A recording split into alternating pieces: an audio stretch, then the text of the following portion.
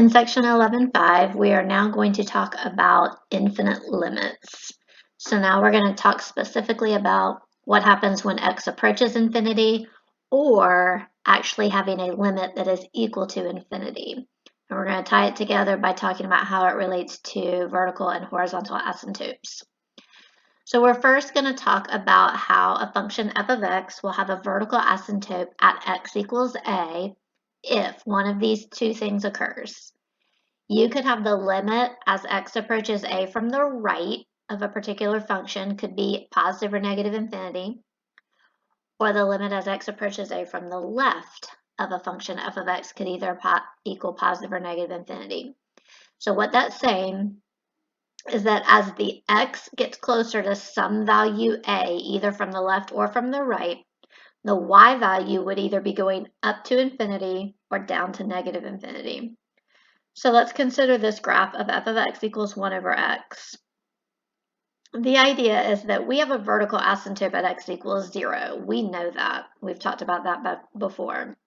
So let's look at our graph and look at what happens on the right side. As you try to get closer and closer to the red line on the right side of the graph, notice that the graph just goes up to infinity.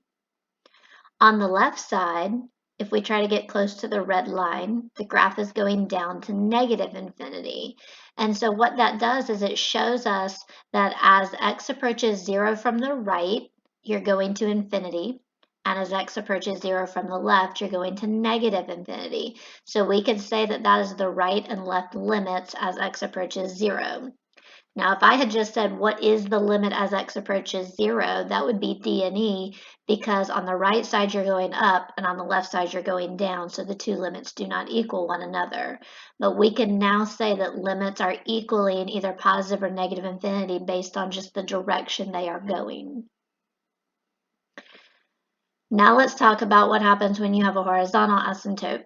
So a function f of x has a horizontal asymptote at y equals b if the limit as x approaches infinity is equal to b, or the limit as x approaches negative infinity is equal to b.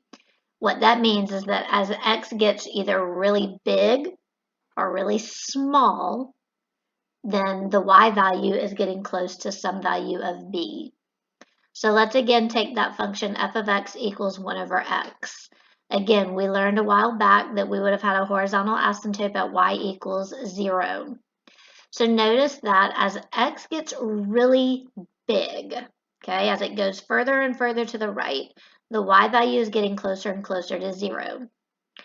As x gets really small, which would be like really big negative numbers, so like negative 1,000, negative 10,000, negative gazillion, as you get smaller and smaller, that y value is again getting close to 0. So what that means is that the limit as x approaches infinity and the limit as x approaches, that should be negative infinity right there. Let me change that. They are both equal to 0, which means we have a horizontal asymptote at the y equals 0. All right, let's look at these the next examples that I have here. So if I were to say to you, graph y equals 10 over x, and then answer these questions, go to your y equals and you would put 10 over x in. And when you look at the graph, it should look something like this. Now, if I were to say to you the limit as x approaches 0 from the right, so here's 0. Coming from the right side, where are we going? We're going up to infinity. That's the limit. What about approaching 0 from the left? If you come from the left side, you're going down to negative infinity. That's the limit. Then you've got the limit as x approaches infinity and negative infinity. So as x approaches infinity, as x gets really, really big, it's going to approach 0 because that's the horizontal asymptote. Same thing as you go to negative infinity. And this is where you could use your calculator and go to your table and put in really big x numbers. Your y's should be getting close to 0. Put in really small x numbers like negative 1,000, negative 10,000, negative 1,000,000. You'll get close to 0. Now let's take this one. We've got y equals 2x minus 1 over x plus 1. If you're going to graph this, you need to make sure that you're putting parentheses around the numerator and denominator so that you get a graph that looks roughly like this. Now remember, most of the calculators are not putting the asymptotes in. I've done that for you, because what you should see is that as you approach -1 from the right and then from the left, -1 shows a vertical asymptote. So as you come from the right side, notice that the blue graph here, as you get close to that red line, it's going down to -infinity. On the left side, as you get close to the -1, you're going up to +infinity. Then it says the limit as x approaches infinity and -infinity. This is where you could use your table and put in really big x values. So like as x gets bigger and bigger and bigger, as it goes further and further to the right, what's it getting close to? You'll find that the y value gets close to 2. What about as x approaches -infinity? As x gets smaller and smaller and smaller, goes further out here to the left, it's also getting closer to 2.